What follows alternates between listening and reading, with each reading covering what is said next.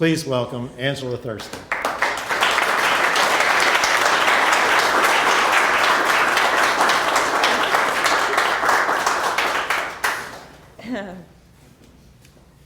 Thank you, Larry.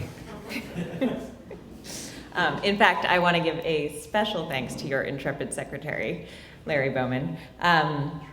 Larry has been attentive to every detail of my attendance here, and from what I gather, to every detail of this convening in general. And yeah, so I want to give a round of applause to Larry for everything he's done here. And then I want to also point out that he has been what I might call helpfully insistent over the last year. Larry emailed me on May 26th, 2015, namely 5 days after the last banquet, to confirm my attendance in a good 360 days before today. And my reply was something along the lines of, "Dear Larry, at this time next year, I will be in my final days of my final semester of divinity school. I will have exams from May 5th through 15th. I graduate May 26th. My family will be in town. I will be juggling their schedules, so it's a little touch and go." And he wrote back, "Dear Angie, I am glad you are considering accepting my invitation." So this tenor of firm positivity has characterized his missives ever since, and we have Larry to thank for my attendance here in Phoenix tonight.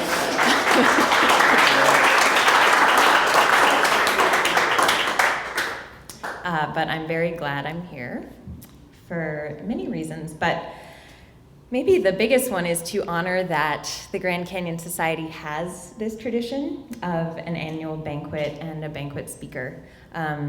As Larry alluded to, I've spent the last 3 years at Harvard Divinity School trying to figure out how to support community and studying the way it forms, the new shapes that it's taking, and how spiritual growth and depth can be cultivated when we come together. And the thing about community, and especially spiritual community, is that to have it, you have to come together.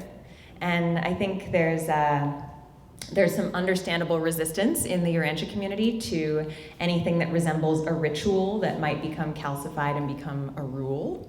But I think sometimes we can have the tendency to throw the baby out with the bathwater a little bit in that regard.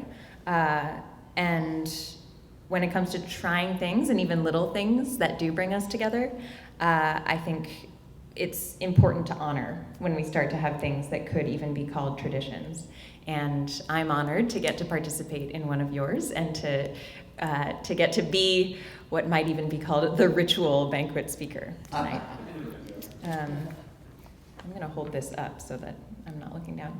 So with that in mind, my hope is actually to build on the wonderful speech that Jeff Thies gave here last year, which I know some of you heard and some of you did not, so I won't go into detail about it, but that speech was given by a young man who's become a dear friend and is my brother and our brother, Jeff. And for those of you who don't know him, he's a fellow young adult Urantia book reader, and he and I've spent a number of years working together on the Youth and Young Adult Committee of the Fellowship, as well as other projects. And in that time, he's become somewhat of a role model to me.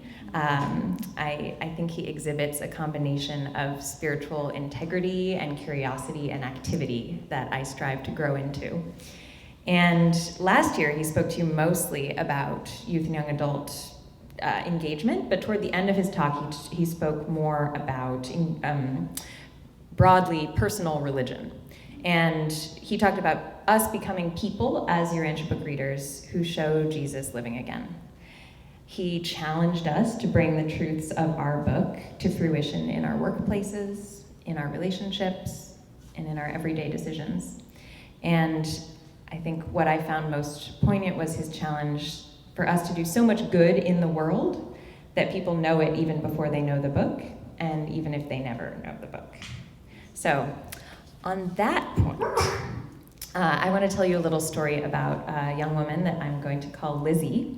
And Lizzie and I have gotten to know each other through the work that I've been doing in grad school, which I'll be getting to continue doing as a job, yay, when I graduate on Thursday. So that work, in a nutshell, is trying to support emerging forms of community across the religious and secular divide. And so that kind of begs the question of what do I mean by that and why am I doing it, which I'll try to address in relationship to Lizzie.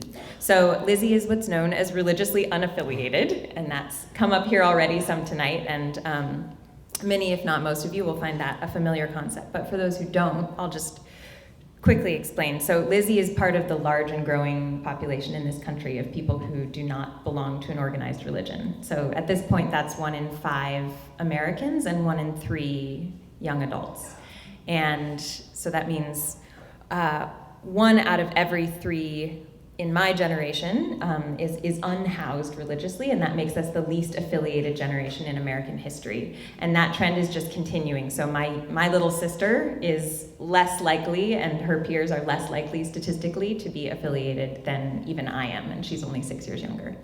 So it's important to make something clear about this group of the unaffiliated, which is that if you made a pie chart of them, there would be one little sliver of the pie that is atheist and one sliver of the pie that is agnostic, and then a whole big majority of that pie that self-identify as nothing in particular. So that is the religious identity of the majority of the unaffiliated, is nothing in particular. And so what that means, especially when you look at the younger generations in this country, is that there are millions and millions of Americans, especially young ones, who are religiously unhoused and yet carrying some concept of God or of a higher power. And even to the point that 1 in 5 of them pray every day, right? So it's a pretty significant religiosity, you might say. And so the thing about the disaffiliation trend is that it's contributing to what I've taken to calling a crisis of isolation in this country. As people lose a sense of connection and belonging to a religious tradition, they also lose access to religious community. And so that's one of the leading factors in a concurrent set of trends around loneliness right now. So 1 in 4 Americans say they have nobody to talk to about their personal troubles or successes. So 1 in 4 people walking around has nobody to talk to about what really matters to them, right? So my quest of the last few years has been to look for the counter narrative. Basically, how are people gathering? If not in traditional religious communities, then where are they finding meaningful experiences of belonging? And it turns out it's happening all over the place.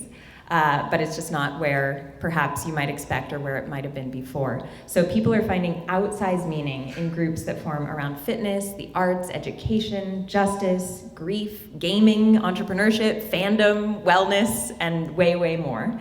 And so through research with my colleague, whose name is Casper ter Kuile, I've gotten to know hundreds of non-religious communities where participants are engaging in personal and social transformation, where they are activating their creative self-expression and imaginations, where they're finding a sense of purpose, and where they're holding each other and themselves accountable for working toward goals. So Lizzie leads one of these communities where all of this is happening. And so the thing is, for Lizzie and for other leaders like her, demands are getting more and more challenging and more spiritual.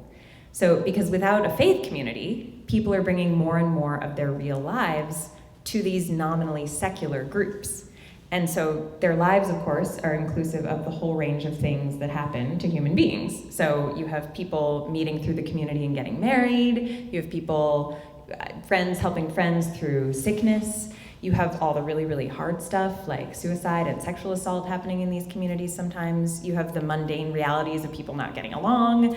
And then you have decisions about who's in and who's out, these kind of classic questions of inclusion and exclusion. And so it's one thing if you're, say, a parish minister and you expect your job description to include challenges of this nature. It's another thing when you're someone like Lizzie who started something with her group of friends and now it's grown into a bigger community than she ever imagined. And so Casper and I were seeing this happen, and after interviewing a whole bunch of these leaders, we decided it would be a good idea to bring them together. To gather the gatherers, as it were. And so we did that this past November. We brought 50 of them together for a few days at Harvard Divinity School. And our goals were twofold. basically, first we wanted to offer them relationships with each other. We wanted to say, hey, even though you run an adult summer camp and you host conversations about race and you put on living room chamber concerts, you are having similar experiences of leadership and you could support and learn from each other. And then secondly, we wanted to hold up the mirror of ministry to them and say, hey, there are centuries of wisdom about the task that you're doing, and they're there to be drawn upon. So basically, to say to them, this goes beyond pastoral care and counseling, although it does include that, and it also includes the logistical and administrative realities of running an organization. So Lizzie was among the 50 people who came in November. And it was an amazing few days, and afterward, Casper and I were doing some follow-up interviews of some of the participants to try to better understand why they had come and then what they got out of it when they were there.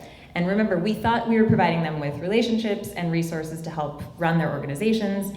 And remember, too, that these are secular organizations, right? So imagine our surprise when we interview Lizzie and we ask, so what was the one thing that you did differently after coming in November than you did before? And she paused, and it was clear from her face that she knew what the thing was, but that she was hesitant to say it out loud. And finally she said, well, this is kind of embarrassing, but after that event, I started taking walks by the lake near my house and trying to look at people lovingly. And we sort of let the silence happen, and then we said, so, wow, what happened with that? And she was like, I stopped after like 3 weeks. And later in the interview, we asked if the gathering helped her run her organization. And she was like, the thing is, I don't so much need help running more organization. I need help running me. And this kind of response was consistent across our interviews. These leaders didn't come in November looking for organizational savvy. They came, as embarrassing as it might be for someone like Lizzie to articulate, looking for spiritual practice and spiritual accompaniment and spiritual resources and spiritual growth. And the thing is, when we look at American culture writ large, of course you would think it was embarrassing to walk around the lake loving people. Like, what category does that fit into? That is not an activity in American culture that has a category. And that's just like how Lizzie herself doesn't have a category. Since she doesn't check off any of the religious boxes, she must not have a religion, which leads many people, including herself, to assume she must not be religious. And of course, she stopped doing it after 3 weeks and had clearly never told anyone about it, much less experienced anything like a community that would celebrate and validate such behavior and provide a container in which to talk about it, deepen it, incorporate wisdom and resources to expand upon it. So the lack of cultural permission for her experience, combined with a lack of adequate language to express it, has led Lizzie and many others at a young age to a state of what I would call deep-seated spiritual insecurity. And so, how does that story relate to us here this evening? Well, we have this book about personal religion. And it can be easy to think, at least for me, hearing stories like Lizzie's, and especially in my case, getting to know her, like, Lizzie, you are a religionist. It's like, that's what you're doing, that's religion, do more of it. And in fact, like, being in these rooms with all these people, it's like, let's do them together and talk about them and deepen them and like make light in life. And I've heard so many of these stories over the last 3 years that there are times when I want to shout this from the divinity school rafters. But my point tonight is not let's go tell all these people about that. My point is let's talk to each other about that. And I will add that it's been heartening even in the time I've been here tonight to get to do some of that, which is exciting. So I grew up among Urantia book readers. Both my parents read the book, and I spent the years before college in San Francisco and Boulder surrounded by more Urantia book readers in a more community-like experience than I would posit almost anyone in the world. So I got all those goodies. Maybe Angela, you and I are kind of on the same page with this. But by the time I got through college and into my mid-20s, I had still had very few conversations, very, very few conversations with anyone, including Urantia book readers, including my family, about my personal religious life and theirs. I had no idea how they communed with God. I had no idea how I did. I had no idea how to start, and it didn't even occur to me to ask. Among my peers in Brooklyn, it was just a conversation that seemed definitely not on the table.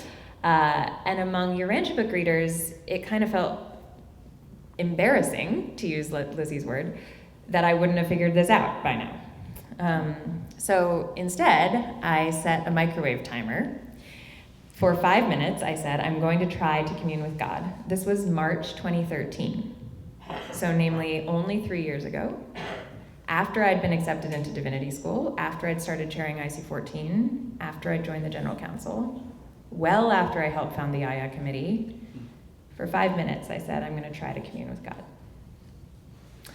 And I did, and it was kind of nice and mostly unsatisfying because my mind was this hot mess of firing synapses, and I had no idea how anyone got any clarity in there, including myself. The next day, I did it again. Not horrible, not great, interesting, strange. And again, and I did it daily for months. I increased the time from 5 minutes to 10 minutes to 20. I did different things on different days. Sometimes I was silent, sometimes I talked, sometimes I sat or sang or walked. I found I liked to face windows. I still like to face windows. I found that God was never any voice but my own, and that sometimes the firing synapses were very frustrating, also still the case. I also found that in me over time emerged some changes. The primary change was that outside of my timed windows, I became increasingly interested in sharing my inner life with the God that I was finding. I found that the more I chose to invite this God into my daily inner decision-making process, the more my daily life was pervaded by the feeling of God's presence. And so I found gradually and unromantically and unmiraculously that this was and is and continues to become the most amazing feeling ever, namely the feeling of being beloved and the accompanying feeling of having ever more abundant love to bestow. And again, I stress, even at that point throughout the time that I was trying this, I never talked to anybody about it, not even Urantia book readers. The Urantia book says, spiritual growth is mutually stimulated by intimate association with other religionists. I went to a symposium hosted at Urantia Foundation last spring, and it was on exploring a broader socialization of our religion. And we ended up talking for at least the first half of said symposium about what our religion even means. And the closest we could come was, our religion is personal. So I just shared kind of a personal story with you about my religion, which feels intimate and even a little uncomfortable. And I don't know if that's the best way to go about this thing of intimate association with other religionists, but I do know that as I look back on that microwave moment, and as I look forward to the amount of spiritual growth I crave and know is necessary in myself, it feels crazy to me that I know so little about the religious lives of other Urantia book readers. This year I've been in a virtual study group with 2 other young women in the Urantia community, Liz Craig and May Thompson, and we're reading the Thought Adjuster papers on Zoom. And we recently read about how the Thought Adjusters are primarily focused on preparing us for the next stage of existence, basically helping to forge us into beings that are as spiritually real as possible. And to paraphrase that, I would say they're referring to spiritual growth, that Thought Adjusters are focused on our spiritual growth. So when I read that spiritual growth is stimulated by intimate association with other religionists, I read that to intimately associate with other religionists is to cooperate with our Thought Adjusters, and it's a way to do the will of God. So intimate association with other religionists also makes me think of the last time I was in Arizona. I was at a general council meeting, which was the first for Jeff Thies, your speaker of last year. And my next stop at that time was California, where Jeff lives, so he generously offered to drive me there. And despite having worked together for years at that point already, Jeff and I, we both described those few hours that we spent on the road as the first time we really came to understand each other and love each other on a sort of cosmic sibling level. Last year in his speech, Jeff shared a couple of his personal spiritual practices, including one where he goes into a windowless closet at work to commune with God, and another that I experienced firsthand on that car ride. About 2 hours in, he said, Angie, I've only been listening to 90% of what you've said for the last 2 hours. With the other 10% of my mind, I have been thinking, Angie, I love you. Angie, I love you. I love you. I love you. The book says there are only two groups of mortals in the eyes of God: those who desire to do his will and those who do not. Not those who read the Urantia book and those who do not those who believe in Jesus and those who do not those who believe in study groups or the fellowship or the UAI. So for us to foster spiritual unity is contingent on our personal and shared knowing of God, of working toward and desiring God's will in each other's company, and to seeking to recognize God in ourselves and each other, mutually stimulating the growth toward that God we're finding. And we read that sharing is godlike, divine. And Jesus and his apostles, they hung out. Like, they were around each other intimately all the time and shared their religious lives with each other constantly and difficultly, and even when they didn't feel like it. So when I see this crisis of isolation in America, I think it extends to Urantia book readers. We're not the cause, but I think that we have an unusual opportunity to participate in the cure. We could name personal religion, and we could make it a part of the way we socialize, and we could socialize more and more personally. Last summer, I got to spend a week in Delhi with Jerry Johnson and Ruth Wenger, and I got to learn that Jerry is a child speech pathologist because the most important thing in her life is speaking with God, and she wants the kids she teaches to have that in their lives too. And I got to be in her apartment for a week when she got up at like 4:30 every morning to commune with God for half an hour before going to school, which is at least what she told Ruth and me. I was not awake at that time to be able to disprove it. But inspired by Jerry's example, at the most recent General Council retreat, I asked Dana, our facilitator, if we could share how our personal religion impacts our work lives. And Larry and John can attest to this. So the way the question was framed ended up being something like, how does your personal religious life impact your secular life? And so what was interesting is, as we went around, in addition to some amazing and inspiring stories, almost half the people in the room commented in some way upon how there is no distinction between their personal religious life and their so-called secular life, how religion exists in everyday life, as the book teaches and as Jesus shows. But that is not a usual thing for people to think. Like, this is a very special thing in our community, that so many of us in this room and that room see religion as living love, as something that happens in a verb form, and that is one we do in everyday life. So this is not the way that Lizzie thinks of religion, and this is not the way that American culture portrays religion when it calls her unaffiliated. So I think we have a chance to create a culture that honors and encourages the Lizzies of the world by affirming that her little improvisational act of living love is religious, even that it is religion. That her little creative idea is part of a world and even a universe of creative ideas that are the heart of what it is to know God and to become like him. And that is true for what Jerry tries to do, what Jeff tries to do, what I try to do, and what you all try to do, which I would love to know to a person in person.